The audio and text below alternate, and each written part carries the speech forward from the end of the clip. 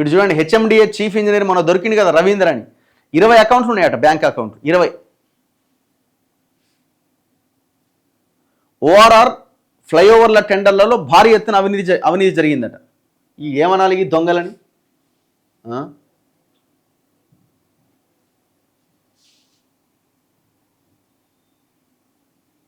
ఇగో HMDA chief engineer రవీందర్కు 20 అకౌంట్లు, ఆదాయం 3 కోట్లు, అక్రమాస్తులు 100 కోట్లకు పైన ఉన్నాయట. భార్య కొడుకు పేరిట ప్రాపర్టీలు, 4 బినామీల పేరు మీద పలు కంపెనీల్లో పెట్టుబడులు, అవినీతి ఆస్తుల లెక్కలు తీస్తున్న ఏసీబీ.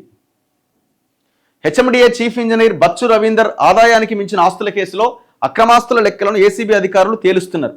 ఆయన భార్య అర్చన, కుమారుడు తరుణ్ పేరిట 13 రకాల ఆస్తులు ఉన్నాయట, 2 లాకర్లు ఉన్నాయట, మొత్తం 20 బ్యాంక్ అకౌంట్లు ఉన్నాయట. అత్యంత ఖరీదైన గచ్చిబౌలి, షేర్లింగంపల్లి పరిసర ప్రాంతాల్లో భార్య పేరు మీద 8, కుమారుడు పేరు మీద 4, మరో 4 బినామీల పేర్ల మీద రిజిస్టర్ అయిన ఆస్తుల డాక్యుమెంట్లు స్వాధీనం చేసుకున్నారట. బ్యాంక్ అకౌంట్స్లో లావాదేవీల తనిఖీతో పాటు లాకర్లు ఓపెన్ చేసేందుకు కోర్టు అనుమతి కోరిరట. ఈ మేరకు రిమాండ్ రిపోర్ట్లో కీలకమైన వివరాలు వెల్లడించారట. ఇందులో ఏముంది?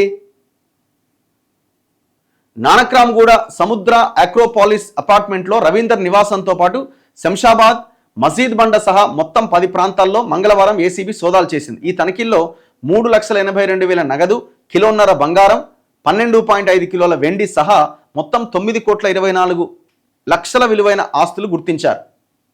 రవీందర్ ఉద్యోగంలో చేరిన నాటి నుంచి జీతం, ఖర్చులు సహా మిగులుకు సంబంధించిన వివరాలు అధికారులు సేకరించారు. 1985 మే 24న ఉద్యోగంలో చేరిన నాటి నుంచి ఈ నెల 14వ తేదీ నాటికి మొత్తం సంపాదన 3 కోట్లు, అంటే జీతం ద్వారా వచ్చిన సంపాదన 3 కోట్లు. ఇందులో 1.5 కోటిన్నర ఖర్చులకు పోతుంది, ఇక తినడము తిరగడము అన్నిటికీ. ఇంకొక 1.5 కోటి మాత్రమే సేవింగ్స్ ఉండాలి. కానీ సోదాల సమయంలో 11,86,00,000 విలువ చేసే ఆస్తులు బయటపడ్డాయి. ఈ లెక్కన రవీందర్ ఆదాయానికి మించి 10,36,00,000 అదనంగా కూడబెట్టినట్లు ఏసీబీ దర్యాప్తులో వెలుగు చూసింది.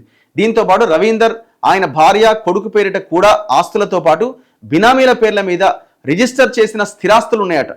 సోదాల్లో గుర్తించిన ఆస్తుల విలువ ప్రస్తుత బహిరంగ మార్కెట్ ప్రకారం 10 రెట్లు ఎక్కువగా, అంటే 100 కోట్లకు పైగా ఉంటుందని అంచనా వేశారు. పలు కంపెనీలతో లింక్ అయిన బ్యాంక్ అకౌంట్స్లో జరిగిన ఆర్థిక లావాదేవీలు కూడా సేకరిస్తున్నారు. ఇగో అయితే ఈయన ఇంజనీర్గా పనిచేసినప్పటి నుంచి అవినీతి అట. రాష్ట్ర వ్యాప్తంగా రోడ్లు, ఫ్లైఓవర్లు సహా outer ring road, PV express highway నిర్మాణంతో పాటు సిటీలో ఉన్న ఫ్లైఓవర్ల నిర్మాణంలో రవీందర్ కీలక పాత్ర అనట. ఓఆర్ఆర్ టెండర్ల వ్యవహారంలో రవీందర్ పైన అవినీతి ఆరోపణలు ఉన్నాయట. కాంట్రాక్ట్ కంపెనీలతో కుమ్మక్కై భారీగా అవినీతికి పాల్పడ్డాడట. కింది స్థాయి సిబ్బందితో పాటు ఆయా డివిజన్లకు చెందిన ఇంజనీరింగ్ విభాగాల అధికారులతో కలిసి పెద్ద మొత్తంలో వసూలు చేసిందట. ఈ క్రమంలోనే పలు ఫైళ్ల క్లియరెన్స్కు సంబంధించి ఇటీవలి కాలంలో ఫిర్యాదు అందినట్టు సమాచారం. ఆయన కుటుంబ సభ్యులకు చెందిన బ్యాంక్ అకౌంట్ల తనిఖీ, లాకర్లు ఓపెన్ చేసిన అనంతరం మరికొన్ని ఆస్తులు బయటపడే అవకాశం ఉందట. ఇప్పుడు ఇదొకటి. మొన్న ఆయన ఎవరో డిఎస్పీ భీమ్రెడ్డి కదా, సో ఆయనకు సంబంధించిన రిమాండ్ రిపోర్ట్లో చూడండి, జస్ట్ ఓన్లీ 2 to 3 crores చూపించినారు రిమాండ్ రిపోర్ట్లో. ఏసీబీ ఎఫ్ఐఆర్లో వాడు దగ్గర 44 ఎకరాలు బెంగళూరులో ఉన్నది, బెంగళూరు ఎయిర్పోర్ట్ పక్కన ఎకరం అన్నారు, కోట్ల రూపాయల నగదు దొరికింది, 8 కోట్ల విల్లాలో నివసిస్తున్నాడు. ఎవడా వీడంటే మొత్తం ఈ అధికారులు, కొంతమంది రాజకీయ నాయకులు వాని దగ్గర పెట్టుబడి కింద ఇట్లా బినామీలుగా పెడతారట పైసలు.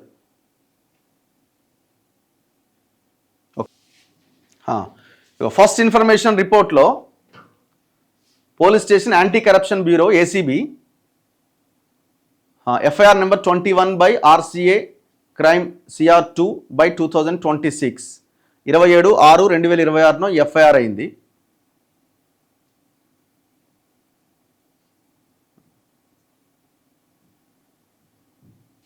ఇందులో వీళ్ళు ఏం చెప్పినారు?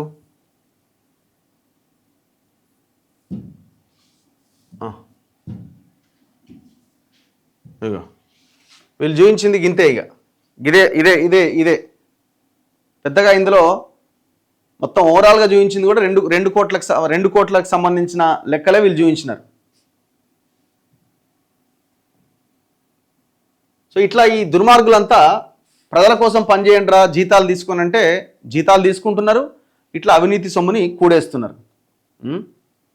మరి ఏసీబీ కేసులు ఎంతవరకు వస్తున్నాయంటే ఇక అది ఇక ఓన్లీ వాడు దొరికినప్పుడే పేపర్లలో వస్తుంది, దాని తర్వాత అంతే. ఇక ఫాలోఅప్ చేయడానికి కూడా మనకి ఏముండదు, ఇక దొరకదు. ఇక ఏదో రకంగా వీళ్ళు 2 ఏళ్ళు పవర్లో మళ్ళీ ఉద్యోగం రావడానికి అవకాశం లేదు.